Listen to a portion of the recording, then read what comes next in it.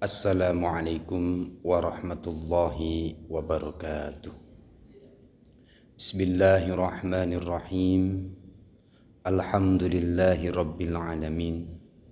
Wassalatu wassalamu ala ashrafil anbiya'i wal mursalin Sayyidina wa maulana Muhammadin wa ala alihi wa ashabihi ajma'in.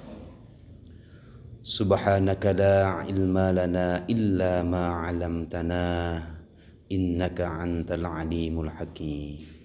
Rabbi ishrah li sadri wa yassir li amri wahlul 'uqdatam min lisani yafqahu qawli. Amma ba'd. Para hadirin pemirsa yang dirahmati oleh Allah, pada kesempatan kali ini mari kita tetap bersyukur kepada Allah atas keadaan yang diberikan oleh Allah dalam keadaan yang masih beriman dan takwa ini, sehingga kita masih bisa melaksanakan semua amali ibadah kita kepada Allah Subhanahu wa taala yang patut kita syukuri dengan penuh rasa syukur kita kepada Allah Subhanahu wa taala. Dan tak lupa sholawat salam yang seindah-indahnya, yang setepat-tepatnya selalu terlimpah ruah keharibaan junjungan kita baginda besar Rasulullah sallallahu alaihi wasallam, yang mana atas berkat jasa beliaulah kita bisa menjadi keadaan yang seperti ini, menjadi orang yang memahami Islam, yang iman kepada Allah. Atas jasa beliaulah semoga salawat serta salam selalu terlimpah ruah keharibaan junjungan kita baginda besar Rasulullah sallallahu alaihi wasallam. Pemirsa yang dirahmati oleh Allah,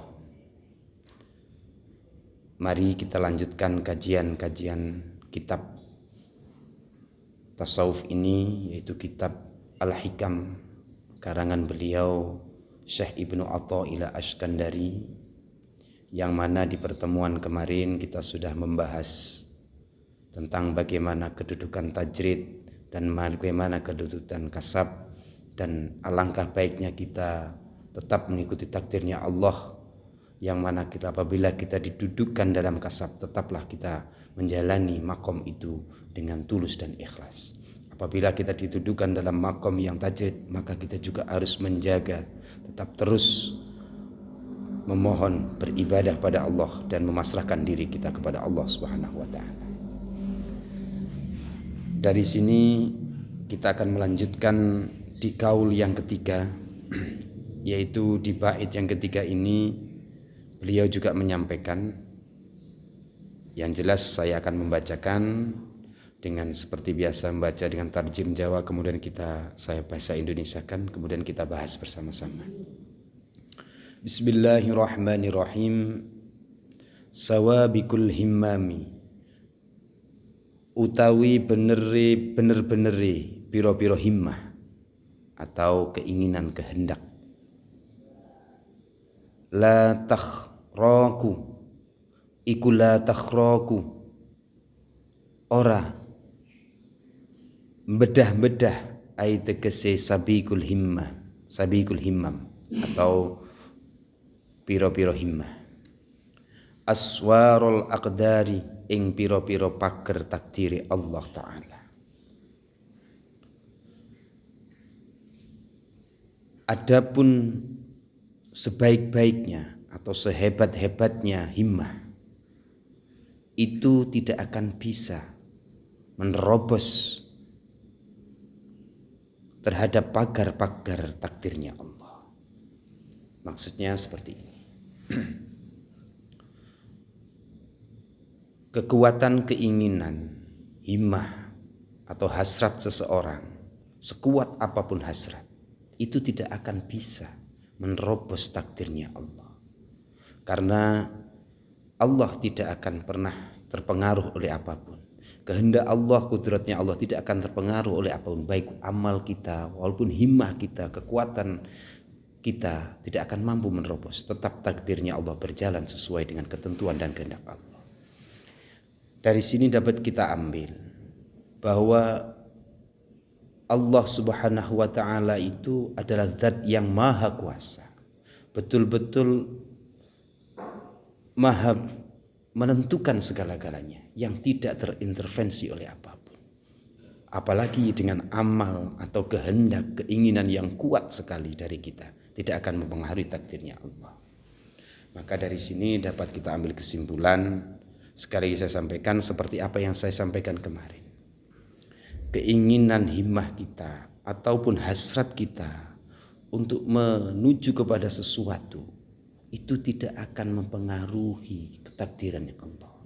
Maka kita sebagai seorang hamba, dalam kita berikhtiar, kita memohon kepada Allah, berdoa, berzikir, berwirid, dan lain sebagainya untuk meraih sebuah tujuan. Alangkah baiknya tetap kita dudukkan diri kita sebagai seorang hamba, yaitu semua yang kita lakukan itu hanyalah bentuk penghambaan kita kepada Allah, yang tidak lain takdir dan ketentuan dari hasilnya apapun semuanya milik Allah. Ini yang paling tepat.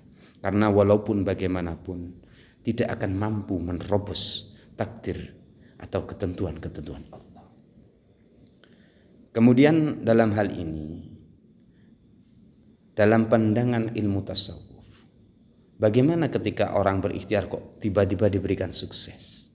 Dalam pandangan tasawuf, orang berikhtiar, orang berkehendak kuat mengusahakan sesuatu, itu juga bagian dari takdirnya Allah. Maka hasil dan usaha itu satu paket gandengan, perlu dipahami nggih. Bila misalnya ada seorang berikhtiar berusaha untuk meraih sesuatu, akhirnya dia menggapainya. Kalau dalam dunia pandangan ilmu tasawuf, bahwa dia berikhtiar itu ditakdirkan oleh Allah dan sekaligus dengan hasilnya. Jadi perlu kita pahami bahwa dalam pandangan tasawuf, kalau dipandang ini agak bertentangan sedikit. Kalau kita pandang ketika kita memandang dalam sebuah ilmu syariat, bahwa usaha itu menentukan hasil. Seperti dasarnya yaitu innallaha la yughayyiru ma biqaumin. Allah itu tidak akan merubah sebuah kaum kecuali dia merubah dengan dirinya sendiri. Itu pandangan dari tasawuf. Kalau orang-orang dalam ilmu syariat, maka usaha yang kuat itu akan bisa merubah kejadian atau nasib ketentuan seseorang.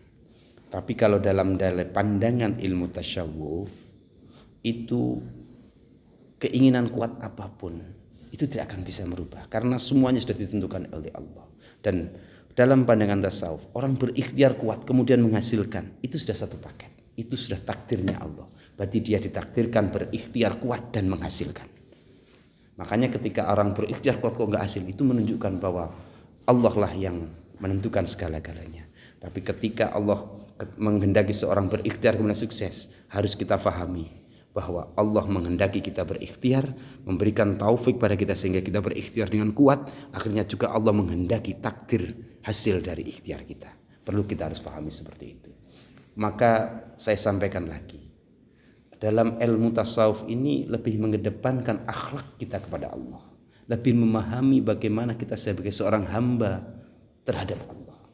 Jadi jangan semerta-merta dalam artian kita memahami seperti apa yang saya sampaikan di awal tadi, kalau kita berikhtiar kuat maka Allah akan merubahnya. Itu menunjukkan kalau dalam dunia tasawuf menunjukkan kita secara tidak langsung seolah Allah itu tersetir oleh ikhtiar kita. Dalam dunia tasawuf tidak. Tapi memang dalam dunia nyata realnya, kadang orang berikhtiar gak berhasil. Itu menunjukkan bahwa Allah itu tidak terintervensi oleh apapun.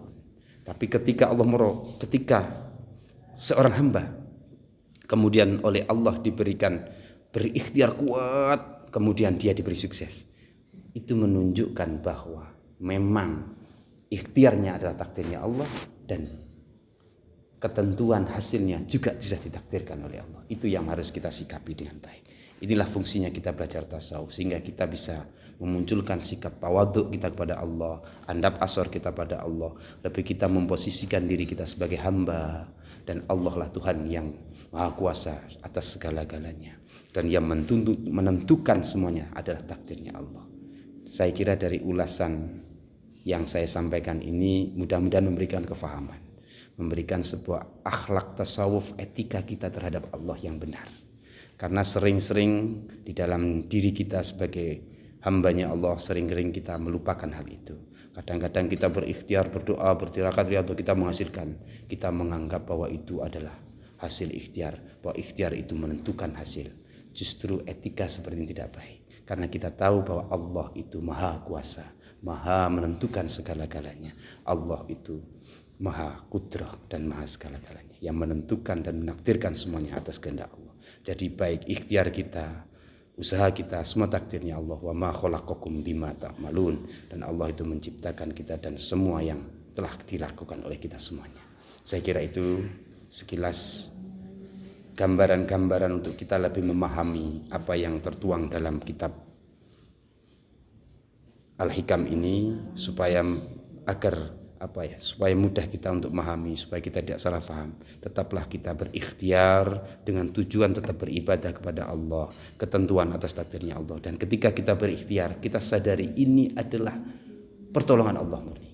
Bitaufikillah, betul, bukan karena kemampuan kita. Kita adalah hamba, seorang makhluknya Allah yang tidak lain adalah hamba yang lemah, yang semuanya kejadian kebaikan apapun itu murni atas pertolongan Allah dan hasilnya pun atas kehendak Allah.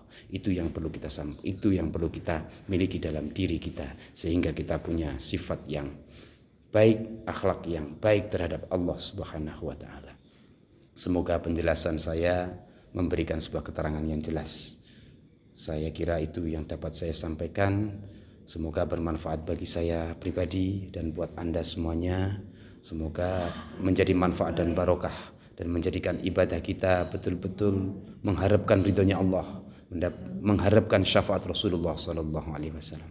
Akhiru kalam wa bil taufiq wal hidayah wa ridha wal inayah. Wassalamu alaikum warahmatullahi wabarakatuh.